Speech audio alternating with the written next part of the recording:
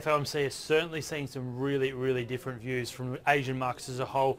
As expected, the one to watch was always going to be the Nikkei, considering how much strength we saw in the US dollar, and that wasn't just against the yen, it was against all the major basket currencies.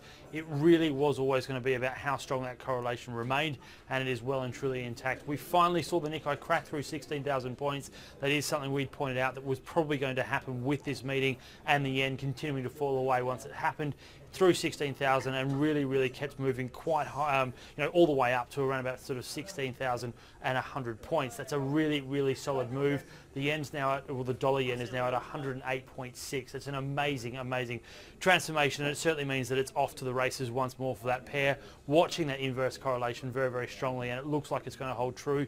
It will mean again that the BOJ now becomes a less and less sort of likely opportunity. You are now probably seeing a little bit more optimism coming back into the investment world in Japan as well. So that's the interesting trade there. Across the rest of Asia, it was mixed in terms of what we saw. We didn't see a huge kick in China, nor did we see a massive movement in Southeast Asia. Down here in Australia, we remain in the downtrend, and that is an interesting development as well. This is the first time in a long time we've actually seen, when the RSI has been below 30, that we haven't bounced off. Since June 2010, we have tended to bounce off immediately once you see that line being crossed, and it hasn't happened. And what's going on is the selling in the banks remains actually holding true. They are also very much oversold, but in saying that, this looks like an international trade. It certainly looks like US and also Japanese investors are repatriating funds, watching total returns being squashed, and therefore the carry trade is also being squashed considering the move in the currency. So that's the one thing we've been watching as well.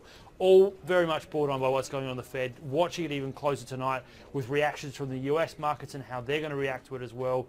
It is certainly going to be the trade for tomorrow and also the rest of next week. Interesting how Asia's reacted, and watching the Nikkei, as I said, it will be the trade on the up if we continue to see weakness in the yen.